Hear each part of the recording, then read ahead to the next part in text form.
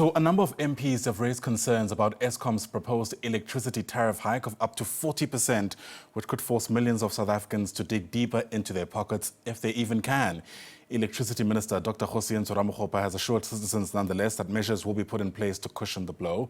Yesterday's debate in Parliament also covered NERSA's decision to allow Eskom to recover 8 billion rand retrospectively for the 2021-22 financial year. That debate was sponsored by the DA, and the party's MP Kevin Mileham joins us now via our video link for more.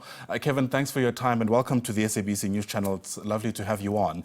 You know, generally speaking, people I think watching from a distance are pleased that somebody's batting for not having to pay more for electricity. Times are tough, and we've told the story around the cost of living for much of the year gone by. But what's really the nature of the issues that you've raised in Parliament?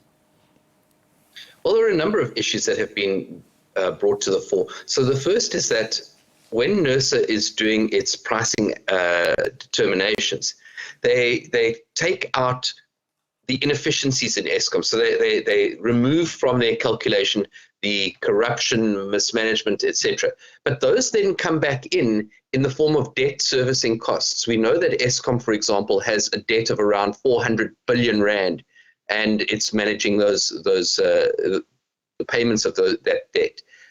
But when NERSA is doing its pricing determination, they pull that debt servicing cost into that tariff determination, and it's included in there. So you're paying up front for Eskom's debts. You're paying for the inefficiencies, you're paying for the mismanagement, you're paying for the corruption. That's the first thing. The second is that you mentioned the 8 billion rand regulatory clearing account, and that's a recovery from prior years where Eskom has under-recovered on its anticipated revenues. So they then put in what they call a regulatory clearing account application, and they're allowed to recover that going forward.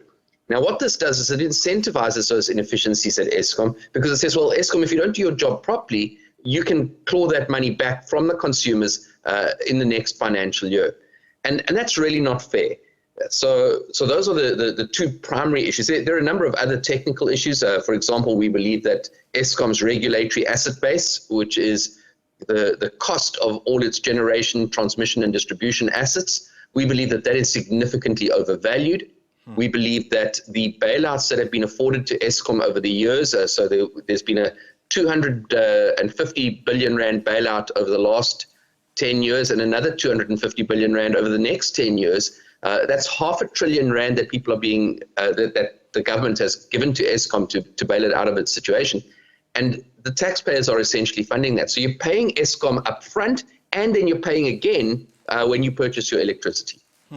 I must be honest, I never thought I'd see the day when the MK party and the DA agree on anything, let alone even on these issues. But we saw that unfold yesterday. The question becomes what you're hoping Parliament will be able to do, given Parliament's powers and limitations.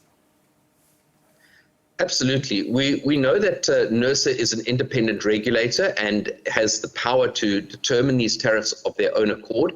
However, we want NERSA to hear the concern of ordinary South Africans. You know, people are being forced to choose between buying electricity or putting food on the table, between putting petrol in their car or having power in their plugs. And that's not right. So that's the first thing. We want NERSA to hear the outrage of South Africans at this proposed roughly 40% tariff increase.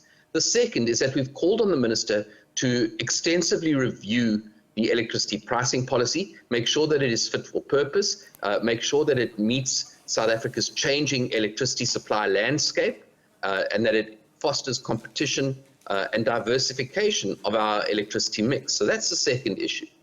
Then we want greater transparency from NERSA in its pricing methodology. You know, NERSA is kind of opaque. They take these decisions in smoky rooms somewhere, and nobody really knows exactly what's going on or how they get to it. It's quite a complex process, and we want greater transparency and accountability from this. So those are the three big things that we're looking for. Yeah, I'm not sure what your sense is, Kevin, but I at least get a sense that the minister is compassionate, at least understands that the tariffs themselves are unaffordable. I think untenable is the word he also used. But in the same breath, he's also, kind of cautioned against essentially starving Eskom of the money, frankly, they need to keep going. And I suppose what the DA is saying is that we're not really striking a fair balance for consumers. Absolutely. So one of the things that we need to do urgently is we need to make sure that Eskom is operating efficiently. NERSA's mandate says that when they're making these pricing determinations, they need to look at the efficient use of resources in generating electricity. And it's our position that Eskom has not been efficient to date, and therefore these tariffs are not fair on consumers. And frankly, it doesn't make any sense. So at the end of the day, we are saying that there needs to be much more accountability in Eskom. There needs to be greater efficiencies. It needs to be a leaner, meaner Eskom if it wants to continue. And then we need to look at how can we make electricity cheaper for all South Africans?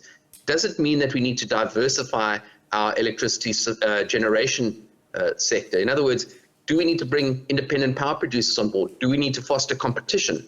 And that's what the Electricity Regulation Amendment Bill was supposed to do.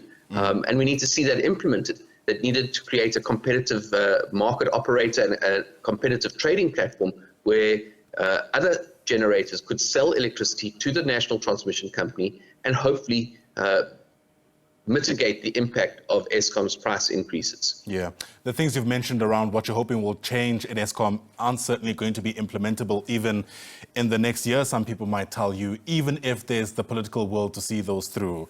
What I'm essentially getting at is the application for these proposed hikes is for the next financial year, but these very deep structural issues are going to take way longer to get right.